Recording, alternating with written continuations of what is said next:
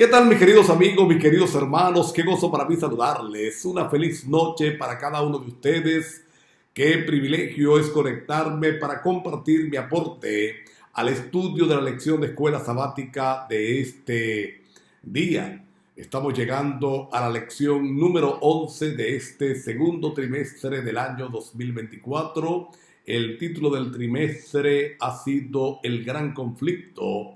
La de esta semana, la lección se titula El conflicto inminente y la sección para hoy, el conflicto final del Apocalipsis. Saben, mis amigos, que el libro del Apocalipsis es mucho más que símbolos crípticos, bestias extrañas e imágenes raras. Sí, va mucho más allá de esto. Es verdad que la tradición nos ha pintado que el libro del Apocalipsis solamente es eso, solamente es un libro imaginativo, pero no. La verdad es que el libro del Apocalipsis es un mensaje de amor de un Dios todopoderoso con verdades eternas para su pueblo en el tiempo del fin. Así que el libro del Apocalipsis, particularmente para mí, es el libro más importante de toda la Escritura, porque es el libro que manifiesta el final del conflicto entre el bien y el mal y el triunfo del bien. Es el libro que encierra que este mundo de pecado, de maldad, de dolor, de miseria, que este mundo donde el apremiante y el sofocante peso del pecado a veces nos hace temblar, va a llegar a su fin y Dios volverá a su plan original. Se cerrará el paréntesis que abrió el pecado para que el Señor continúe con su plan de eternidad con toda la humanidad. Así que el libro del Apocalipsis, repito, es un libro lleno de verdades eternas, emanadas de un Dios de amor para su pueblo en el tiempo del fin. ¿Qué tiene que hacer su pueblo en el tiempo del fin? ¿Qué tenemos que hacer tú y yo? Tenemos que estudiar con pasión, con dedicación. Tenemos que estudiar con ahínco el libro del Apocalipsis. Sin escuchar los comentarios de los predicadores populares que le colocan mucha fantasía al libro, mirar exactamente qué nos quiere decir Jesús, qué nos quiere decir Dios, cómo quiere que nos preparemos para este tiempo del fin. Y lo que tenemos en primer lugar que resaltar es que el centro del conflicto del tiempo del fin será el mismo que lo fue al principio. El conflicto comenzó en los cielos por la adoración. Tú recuerdas la historia. Luzbel, el ángel de luz, aquel ángel que fue creado de último, pero que fue puesto en el puesto, valga la redundancia, colocado en el puesto superior, al frente de toda la hueste angélica, encargado de la adoración musical del cielo, el encargado de componer los himnos que alaban al Señor y de tocar los instrumentos para alabar al Señor. Creyó que él debía ser también adorado. Él pretendió ocupar el puesto de Jesús. Si Jesús es adorado, ¿por qué yo no? Si Jesús recibe la honra de los ángeles, ¿por qué yo no? Si yo soy aquí el ángel más importante, el ángel principal. Y entonces ese orgullo y esa prepotencia lo llevó a rebelarse contra Dios. El inicio del conflicto fue por la adoración. Y al final del tiempo, el centro del conflicto también será la adoración. No será si el sacrificio de Cristo fue suficiente, si el sacrificio de Cristo abarca toda la humanidad. El centro final o el centro del conflicto en el tiempo final será la adoración. ¿Y en cuanto a qué? ¿En dónde se va a desatar esa confrontación por la adoración? ¿En dónde desafiará una vez más Satanás a Dios para robar la adoración del ser humano, para reclamar la adoración del ser humano. Pues hay tres cosas que necesitamos entender que serán el centro del conflicto, serán lo que el enemigo utilice para prestar, o mejor dicho, para que no le prestemos la adoración debida a Dios e indirectamente entonces se las prestemos a Él. Tenemos que tener esto muy en cuenta, tenemos que tener esto muy claro. Si yo no adoro a Dios, automáticamente estoy adorando al enemigo. Es decir, yo tengo que escogerlo a Él. Con no adorar a Dios como Dios quiere que yo lo adore, ya yo estoy escogiendo al enemigo. ¿Cuáles serán esos asuntos? ¿Cuáles serán esos centros donde el enemigo reclamará la adoración? Tres, he dicho: la creación, la ley y especialmente el cuarto mandamiento, el sábado. Así que la creación recuerda de dónde soy, de dónde vengo y a dónde voy.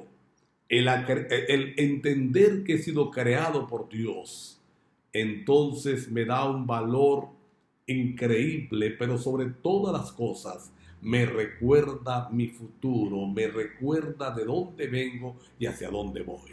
Ahí entra en juego entonces el día de reposo.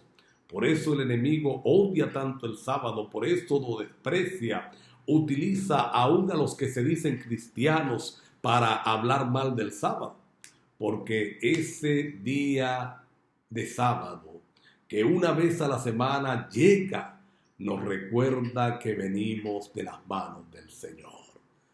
Pero el enemigo ha entonces levantado teorías extrañas, teorías contraproducentes, teorías contrarias a lo que presenta la palabra de Dios, las ha hecho creer como ciertas, y lo triste es que el ser humano, al igual que ocurrió en el Edén y que ha ocurrido a lo largo de toda la historia, sigue comprando el relato de Satanás, sigue comprando lo presentado por el enemigo en contrario a la voz de Dios.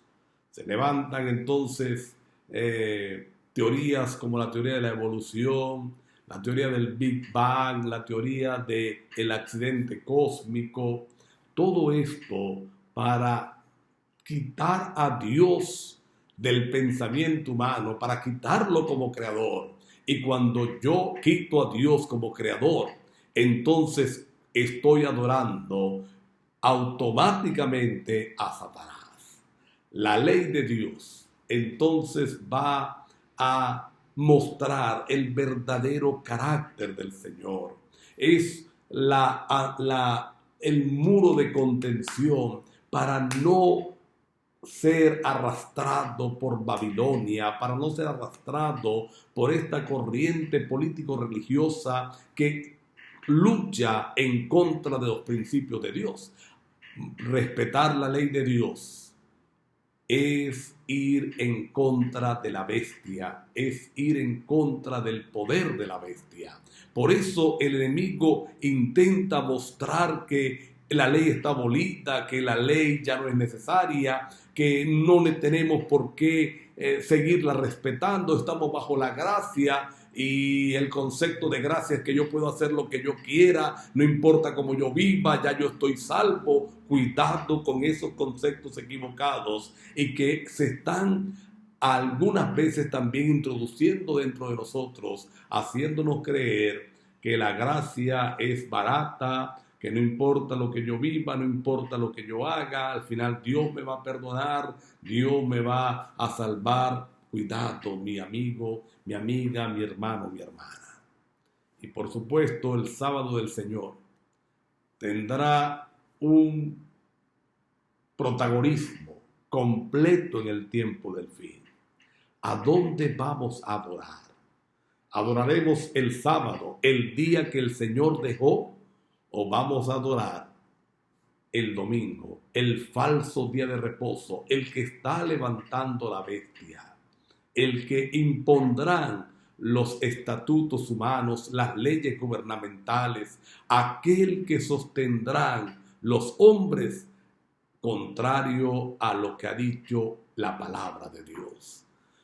Hoy nosotros tenemos que prepararnos para el conflicto final del Apocalipsis.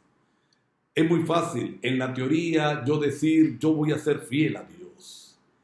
Es muy fácil en la teoría decir yo estaré del lado del Señor. Pero sabes, nosotros tenemos que hacer dos cosas. En primer lugar, orar para que eso sea así. Y en segundo lugar, actuar para que eso sea así. Porque cuando nosotros empezamos a fallar, y mañana vamos a hablar un poquito sobre esto, a ceder terreno en algunas cosas, nos estamos preparando para ceder el terreno en todo. Por eso nosotros tenemos que orar. ¿Sabes? Dios tendrá un pueblo en el tiempo final. Dios tendrá un pueblo que se mantendrá fiel en medio de la más férrea persecución, en medio de la más fiera carnicería contra él. Un pueblo que se mantendrá fiel cuando todo el sistema religioso y político le estará persiguiendo. Ahora tenemos que prepararnos para estar listos. No es una preparación del futuro. No es una preparación para cuando esto aparezca. No es que nos vamos a empezar a preparar cuando las leyes empiecen a dar. No, ahora. El contraste entre el día de reposo de Dios y del enemigo debe marcarse ahora. Debemos ser fieles a la ley del Señor. No como una imposición, no como una decisión personal, sino como una respuesta a una salvación que el Señor nos ha dado.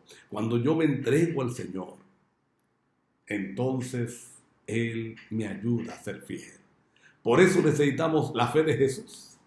Mira que hay una diferencia entre la fe en Jesús y la fe de Jesús. La mayoría tenemos fe en Jesús, pero no tenemos la fe de Jesús. Esa fe preciosa que nos mantendrá a flote en medio de la guerra.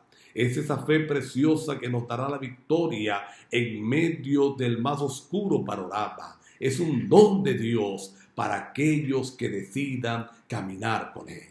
Yo quiero hoy orar para que el conflicto inminente del Apocalipsis, el conflicto que se avecina, nos ayude a estar listos, nos ayude a estar preparados, nos ayude a ser vencedores. Querido Padre, gracias por tu amor. Has alertado en tu palabra lo que será, Señor, el tiempo del fin.